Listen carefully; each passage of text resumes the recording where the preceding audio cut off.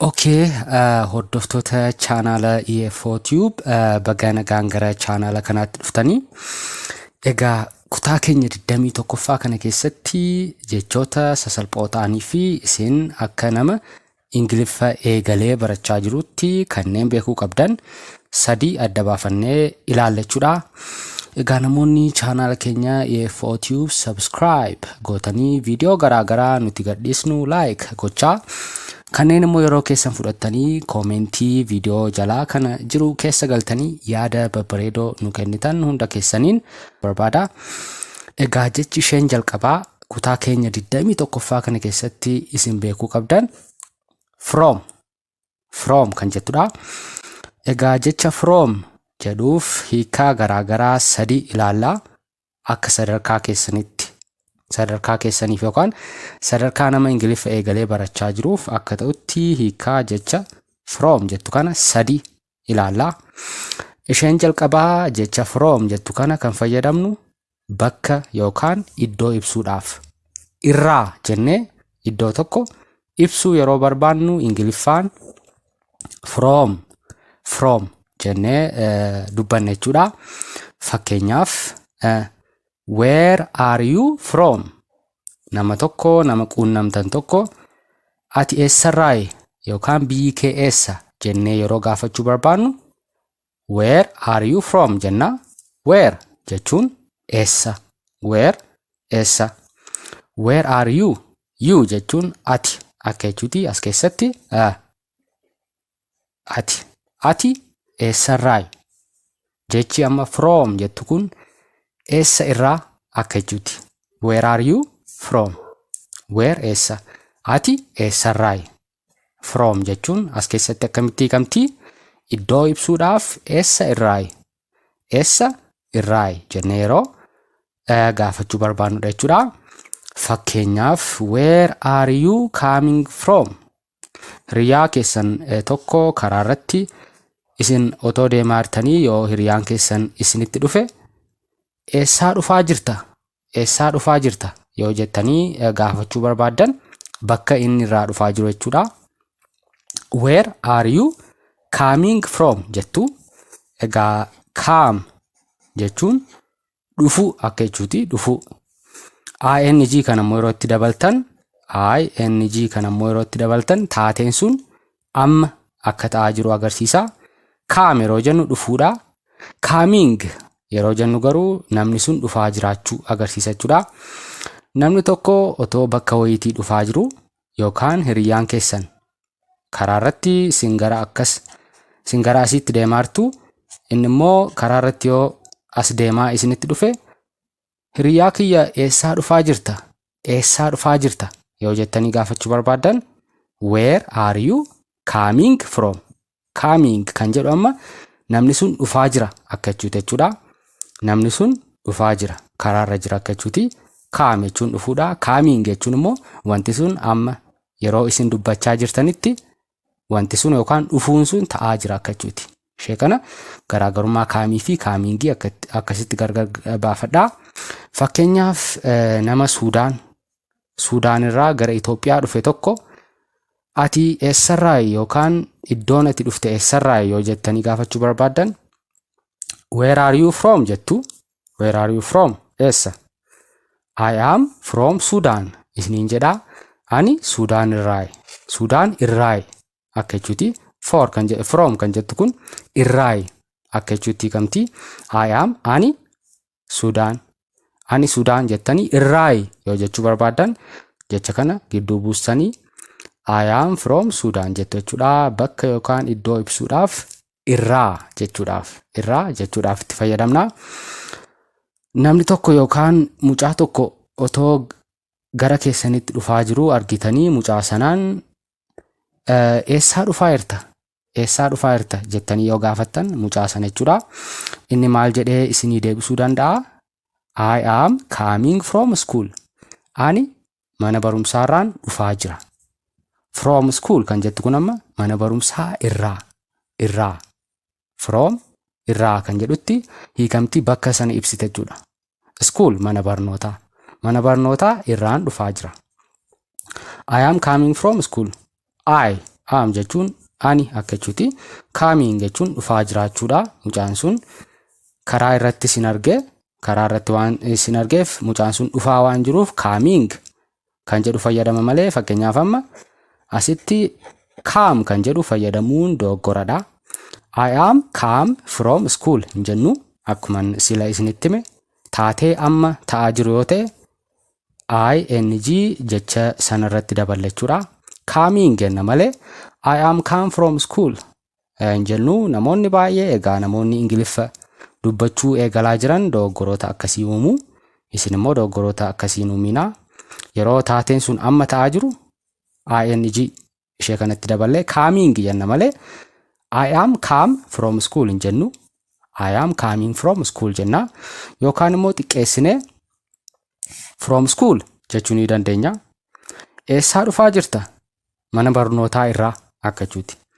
Mucaa tokko isin karaa irratti agartanii eessaa dhufaa jirta yoo jettan callisee mana barumsaa irraa isin jechuu danda'a. Ani mana barumsaa irraan dhufaa jira jechuu dhiisee mana barumsaa irraa jechuu ni danda'a. Kanaaf from school illee jechuu ni dandeessu.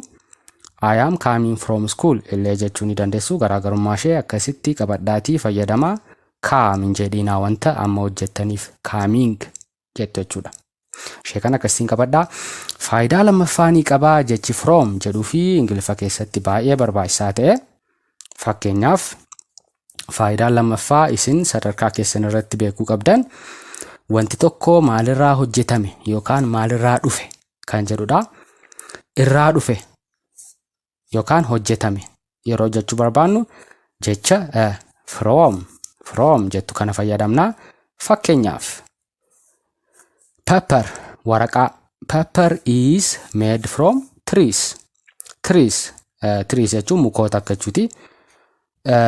Waraqaan mukoota irraa hojjetama. Muka irraa hojjetama. Trees yeroo jennu saa kan yeroo itti daballu saan kun tree yeroo jennu walumaa galatti tree yeroo jennu muka akka jechuu keenyaati. Tree muka.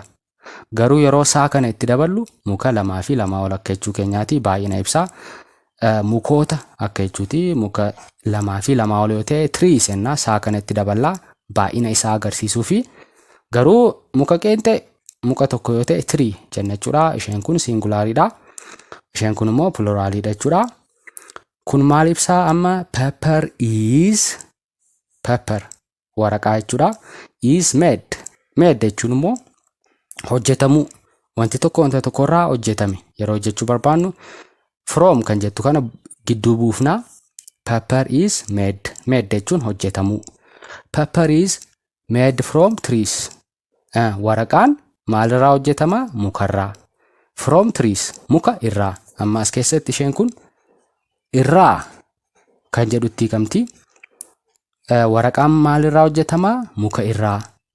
Paper is made yeroo jennu waraqaan ni hojjetama akka jechuuti. Paper is made waraqaan hojjetameera. Maalirraa hojjetama?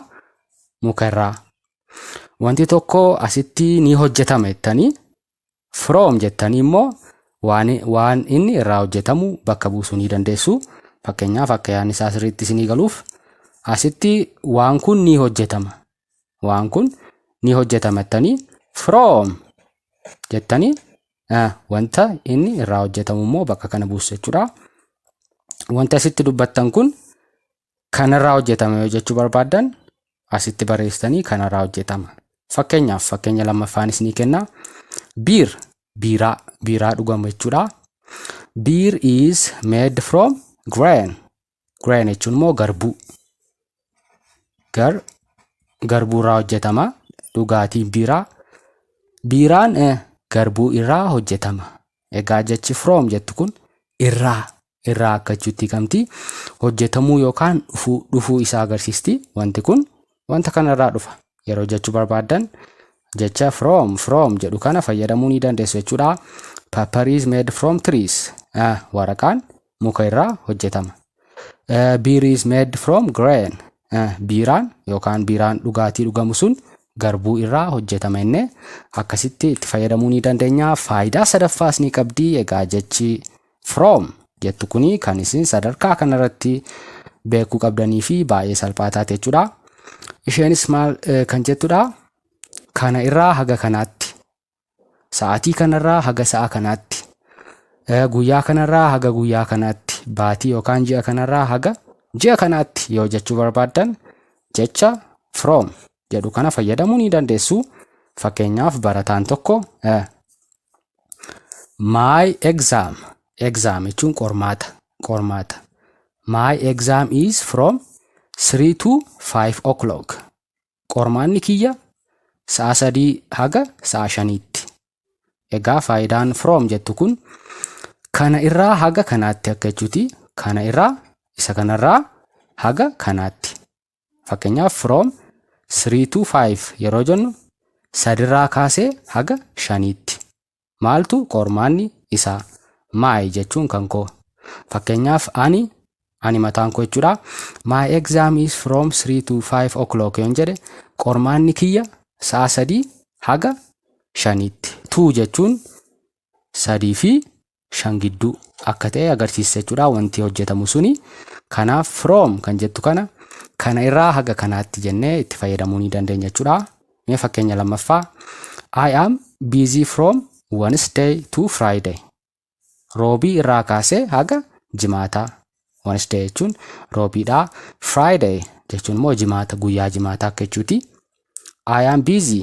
Busy jechuun immoo yeroo isin hojii baay'ee qabaattanii xiqqoo muddamuu akka jechuuti. Busy jechuun hojiidhaan.